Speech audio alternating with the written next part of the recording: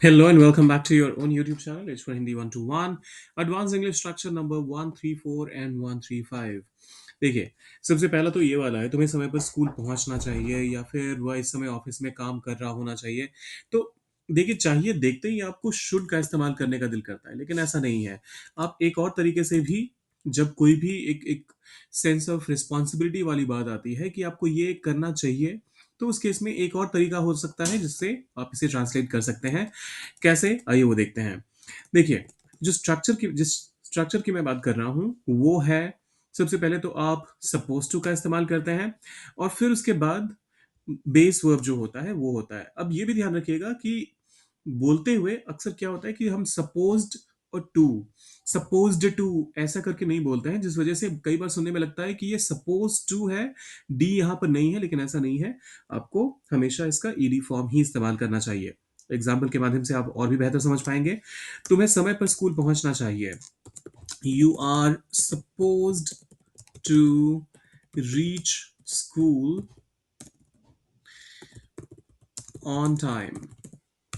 You're supposed to reach school on time. वह इस समय ऑफिस में काम कर रहा होना चाहिए। तो इसके लिए आप कहेंगे he is supposed to, और फिर काम कर रहा होना चाहिए, सो कंटिन्यूस टेंस में आएगा बी वर्किंग। कहाँ पर? ऑफिस में। इन द ऑफिस, और इस समय के लिए आप कहेंगे एट दिस टाइम। सिंपल है ना? He suppose to be working in the office at this time. बच्चों को रात में जल्दी सोना चाहिए। Children are supposed to sleep early at night. Children are supposed to sleep early at night. फिर आता है, मुझे 1 घंटे पहले रिपोर्ट सबमिट करनी थी। आई वॉज, यहाँ पास्ट की बात हो रही है, so I was suppose to submit the report 1 घंटा पहले। अब देखिए, इसमें मिस्टेक क्या करेंगे लोग कि एन आवर बिफोर कह देंगे, लेकिन वो ग्रामेटिकली इनकरेक्ट है। आप यहाँ पर अगो का इस्तेमाल कीजिए। So I was suppose to submit the report an hour ago. उसे डॉक्टर से अपॉइंटमेंट लेनी चाहिए थी।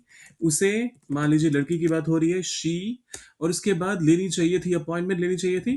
तो इसके लिए आप कहेंगे she was supposed to take an appointment, और डॉक्टर से विथ अ डॉक्टर। किसी खास डॉक्टर की बात अगर हो रही है तो फिर विथ द डॉक्टर कहिए। दोनों ही तरीके सही हैं। सो उसे डॉक्टर से अपॉइंटमेंट लेनी चाहिए थी। She was suppose to take an appointment with a doctor, किसी भी डॉक्टर से मिलने के लिए, और विथ द डॉक्टर अगर किसी खास डॉक्टर से मिलने की बात हो रही है। अब दूसरा स्ट्रक्चर आ गया है। जब तक हम सिनेमा हॉल पहुंचे फिल्म शुरू हो चुकी थी। इसके लिए क्या करते हैं हम? बाय द टाइम से शुरू करते हैं और फिर इसके बाद एक क्लॉज ऐड करते हैं। अरे क्लास हो गया है, तो CLAUSE। So by the time का इस्तेमाल होगा इन सारे स्टेटमेंट्स में। जब तक हम सिनेमा हॉल पहुंचे फिल्म शुरू हो चुकी थी। तो by the time we reached, कहाँ पहुंचे? Cinema hall. अब सिनेमा हॉल के लिए आप सिनेमा हॉल भी कह सकते हैं, और आप चाहें द सिनेमा हॉल, या फिर आप चाहें तो थिएटर भी कह सकते हैं। So by the time we reached the cinema hall, film शुरू हो चुकी थी। द मूवी हैड, अब देखिए, फिल्म शुरू होने के लिए आप यहाँ पर स्टार्टेड का भी इस्तेमाल कर सकते हैं और बिगन का भी इस्तेमाल, सॉरी, बिगन का भी इस्तेमाल कर सकते हैं। Begin, began, begun. So movie had started. By the time we reached the cinema hall the movie had started. जब तक बारिश रुकी सड़कें पूरी तरह भीग चुकी थी। बाय द टाइम बारिश रुकी, इसके लिए आप कहेंगे द रेन स्टॉप्ड। आप चाहें तो आप कह सकते हैं it stopped raining as well. दोनों ही तरीके सही है, by the time it stopped raining या फिर by the time the rain stopped.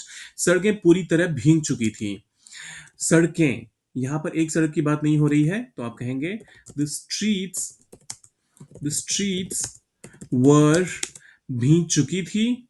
तो इसके लिए आप कहेंगे कंप्लीटली, कंप्लीटली पूरी तरह से, और भीगने के लिए आप वेट का इस्तेमाल करते हैं। So by the time the rain stopped the streets were completely wet. जब तक ट्रेन आई प्लेटफॉर्म पर भीड़ बढ़ चुकी थी। By the time the train आई के लिए आप कम का इस्तेमाल ना करें, अराइव का इस्तेमाल करिएगा। तो वो ज़्यादा अप्रोप्रिएट लगेगा. So by the time the train arrive, platform पर भीड़ बढ़ चुकी थी. तो इसके लिए आप कहेंगे the platform had become crowded. By the time the train arrived, the platform had become crowded. जब तक हम स्टेशन पहुंचे ट्रेन निकल चुकी थी. By the time we reached the station, train निकल चुकी थी. The train had departed. Simple है ना. जब तक सूरज डूबा आसमान लाल हो चुका था. By the time, जब तक सूरज डूबा, the sun set, आसमान लाल हो चुका था. The sky had turned red. By the time the sun set, the sky had turned red. जब तक परीक्षा खत्म हुई सभी छात्र थक चुके थे. अब ये वाला जो स्टेटमेंट है इसका ट्रांसलेशन आप कीजिए और डालिए उसे कमेंट बॉक्स में. और जाने से पहले सब्सक्राइब, लाइक और शेयर करके जाइएगा. अच्छा हाँ, आज की वीडियो में आने वाला है कुछ ही देर बाद एक दूसरा वीडियो आएगा. उसमें आएगा आज का, उसमें आएंगे आज के तीनों वर्ड्स. कंपटीशन में अगर आप पार्टिसिपेट कर रहे हैं और अभी तक आपने सारे 15 वर्ड्स कर लिए हैं कलेक्ट, तो फिर आज 3 और 18 हो जाएंगे. कल वाले सारे वर्ड्स मिलाकर हो जाएंगे 21 वर्ड्स, जिनका इस्तेमाल करके आपको डालना है उसे कमेंट बॉक्स में. और विनर को मिलेंगे up to 1000 rupees cash prizes. Stay tuned for more.